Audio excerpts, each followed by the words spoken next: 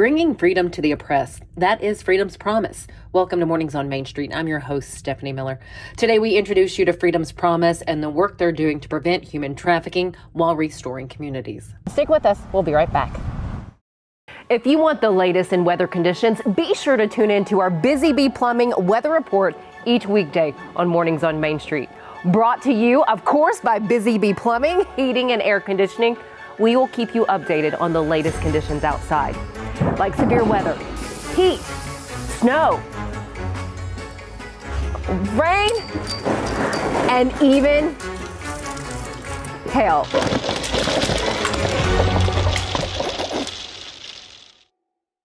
This holiday season, the largest lantern festival in the country returns to Nashville Zoo. Experience more than 1,000 all-new handcrafted lanterns, towering creatures, magical worlds, and a North Pole village.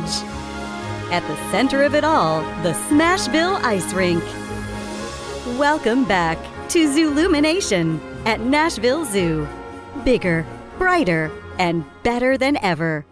Nashville's Nutcracker, presented by Nashville Ballet, returns to TPAC November 29th through December 28th. This holiday season, audiences will journey with Clara and the Nutcracker Prince through Nashville's history and the land of sweets. Tickets on sale at NashvilleBallet.com. Welcome back to Mornings on Main Street. At the top of the show, we gave you the mission of Freedom's Promise, an international nonprofit organization. We have GraceAnn Visser with us, and she is, her heart is in Freedom's Promise. She's going to share what this organization is truly all about. But there's something I have to say that's rather staggering, and it was hard to read. 50 million people are enslaved. Still, here in 2025. In fact, human trafficking is the fastest growing criminal industry, still, now in 2025. Yeah. But you're not only trying to bring awareness to this, but you're doing so much more. Dive into us about Freedom's Promise and the work being done through this organization. Yeah, of course. I mean, a lot of those numbers are... The belief is that that's underreporting, that is just a gross, very conservative number for what is actually happening. And today we all like to think that, slavery, it's no longer an issue. We've handled that. Society, we're better than what we used to be. But the reality is it's slavery rebranded. It's modernized. And so human trafficking is a huge issue. It creeps and crawls its way into so many different avenues. And it's not just sex trafficking, because that used to be the hot topic. But the reality is it's also labor trafficking. There's also scamming that is happening. And a lot of those scammers, those texts, those phone calls, those emails that you're getting, a lot of those people are human trafficked individuals through financial servitude. And it's a heartbreaking reality. So our approach is recognizing that we really feel called to serve Southeast Asia in particular. And there are a lot of different stats that show where the majority of human trafficking happens. And ultimately, a huge percentage of where human trafficking really truly happens is not just in Southeast Asia, but it's in Cambodia, and it's in a city that borders between Cambodia and Thailand called Poi Phet. And it is an area that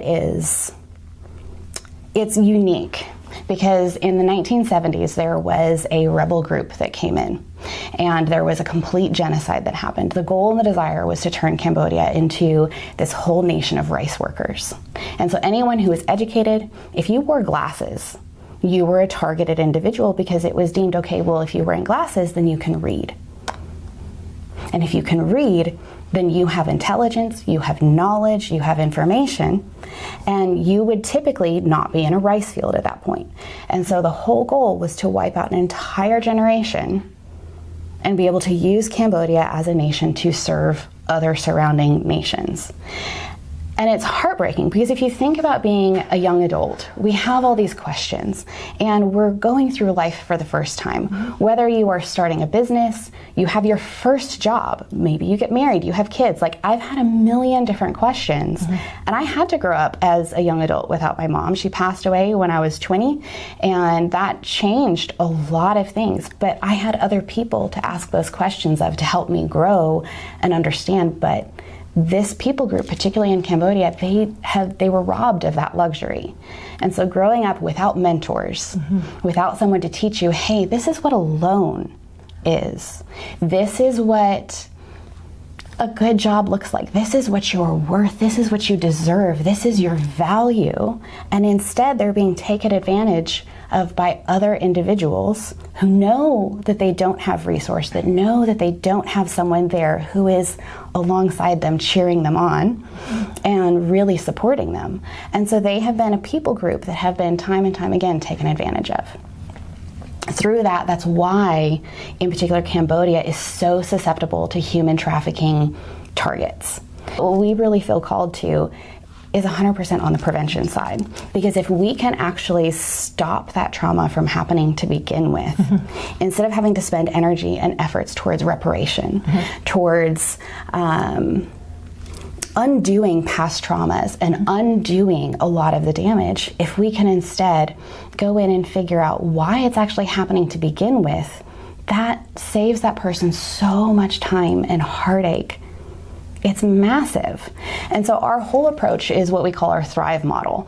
And it's very tried and true, but it's about community development. Because if you can surround people with groups of people that care about one another, they have places to be, they have skills and knowledge and information at their fingertips that we can provide them with. We provide mentorship and soccer programs and healthcare. And even just with our soccer program or our education, the teachers keep account for where those kids are. And if a kid is missing for X amount of days, they're gonna wonder where that kid is. And the traffickers know that. So their target isn't gonna be someone who is accountable to other people. Their target is someone who, oh, well, they don't have anybody else. Right.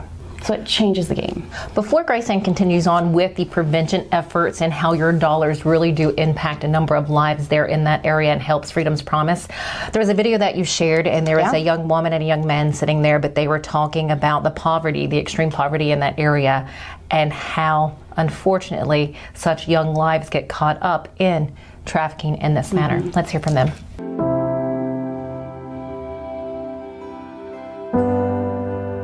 So when you talk about human trafficking, it makes people really uncomfortable.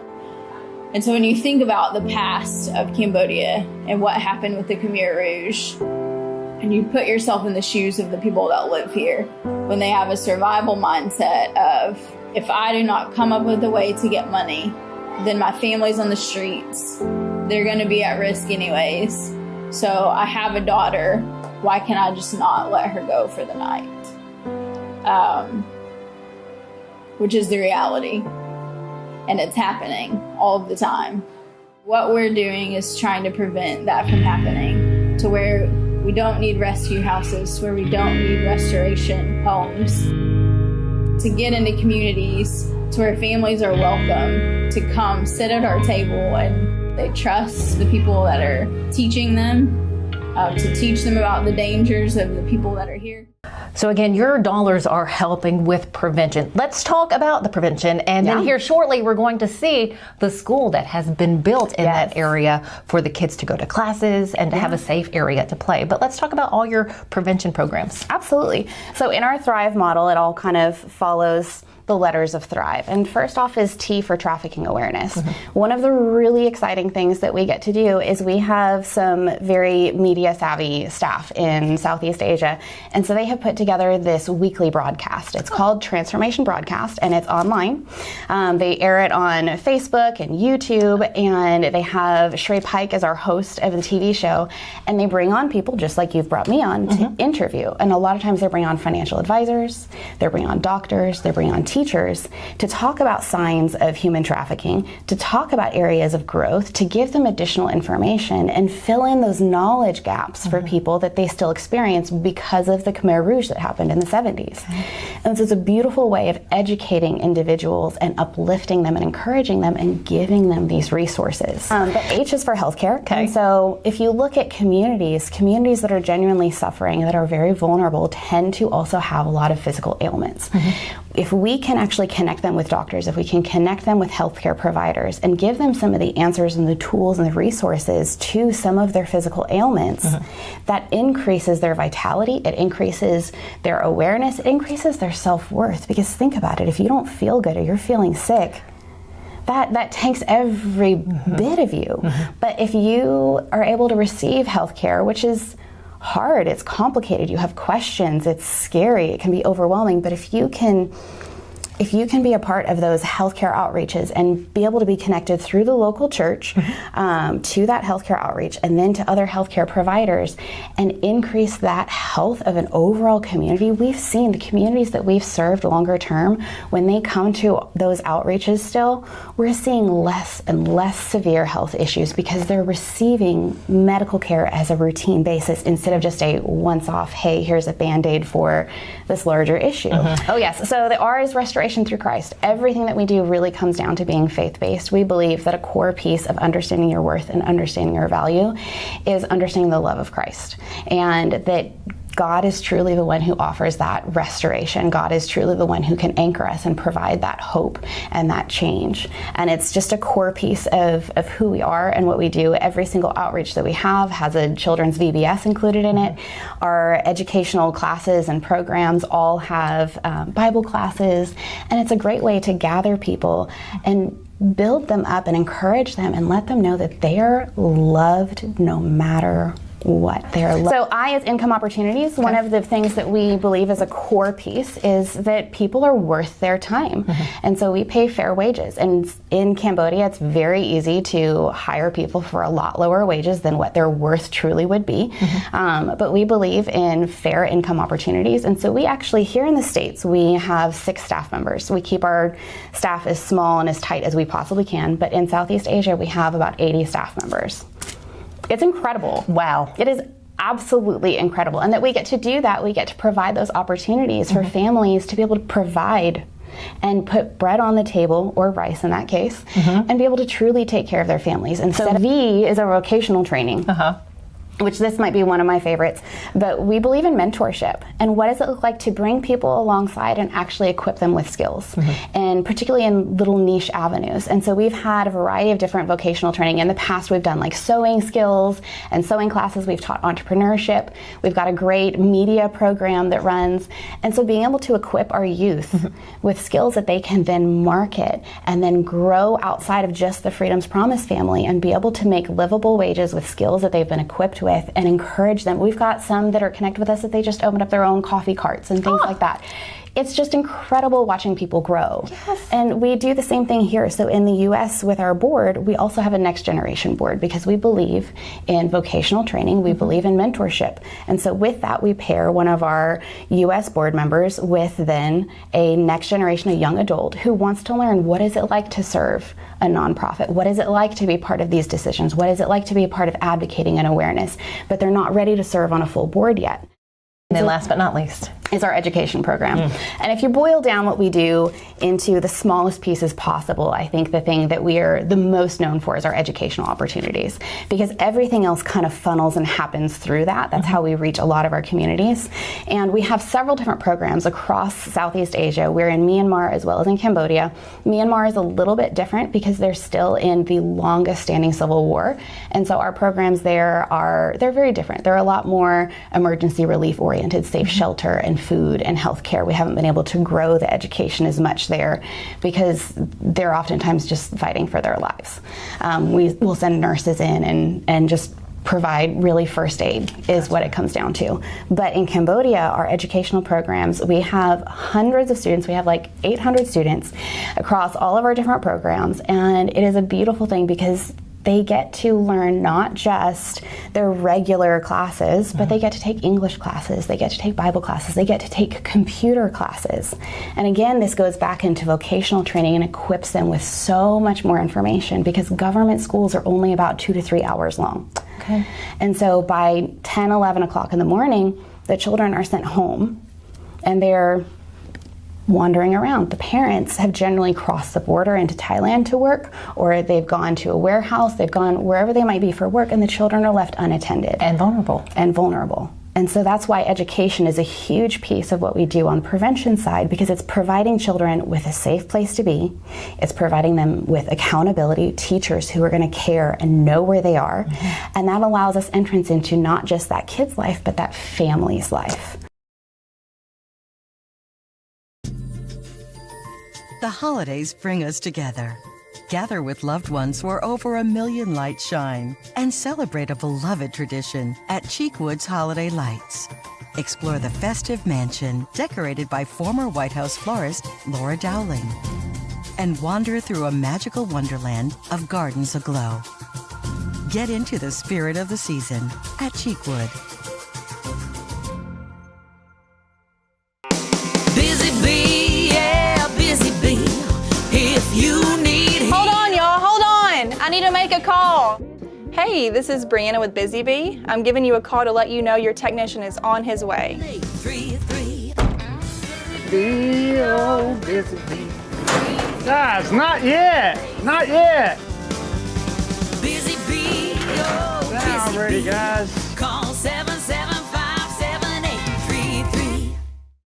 He shoots and he scores!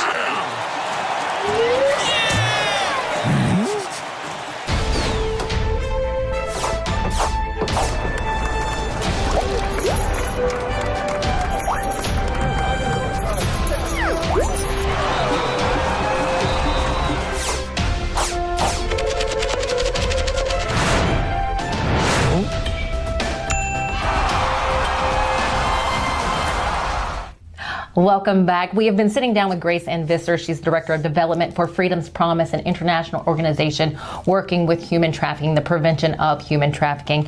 What areas are you in, for those who may have missed it at the top of the show and just kind of popping in? Yeah, absolutely. So we serve in Southeast Asia. The two areas in particular that we serve in are in Cambodia and Myanmar. And for what you do, let's talk about the number of people that you've helped, from education to awareness training. 1,430 people, in fact, attended trafficking awareness training. What are they learning there, and at what age do you start? Absolutely. So we work in our trafficking awareness trainings into a little bit of everything that we do. So they're in even our educational programs, which we serve individuals from kindergarten through what we would consider 12th grade. But then also through our soccer matches, we have families coming in, and we're able to provide substance use and abuse trainings there. We're able to provide trafficking awareness trainings to the communities. And so that looks like teaching them what vulnerabilities can look like. It looks like teaching them, hey, these are the tactics that individuals use, or this is some of the conversations, this is the mode that someone might try to start luring you in. And oftentimes it's a lot sneakier than what you think. It's not this simple, like, hey, someone's going to physically come and grab you.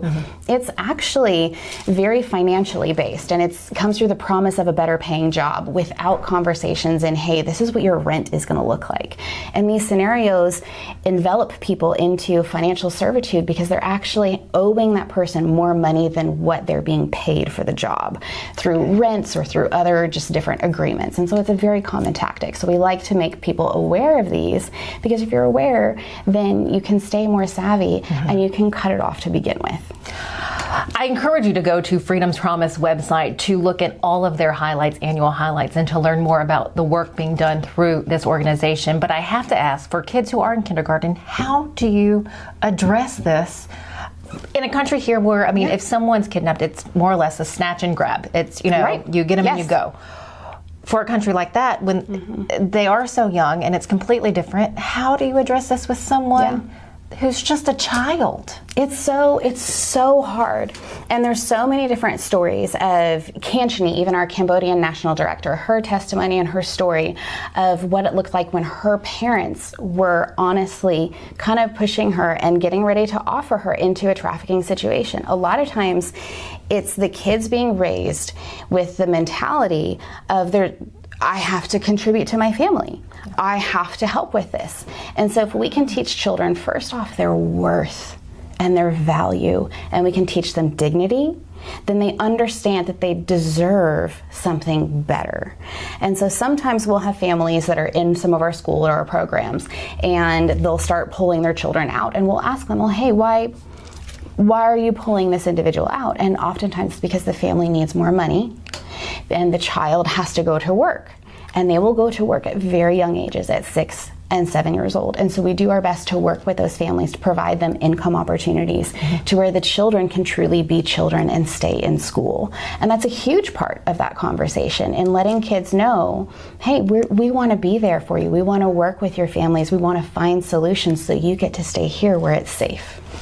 GraceAnn, how can people connect with Freedom's Promise? Yeah, you can join us at freedomspromise.org. You can also email me, GraceAnn@freedomspromise.org. We've got some great videos on our YouTube and our Instagram, but ultimately we also host annual fundraiser events, and so we really encourage local communities to come and join with us on those. And I'm always happy to share awareness. I'm always happy to come and have conversations, whether it's with you or if there are other businesses or entities that want to bring us in to bring awareness and to share some of what we do. They can email me and they can reach out, and we'd be more than happy to talk.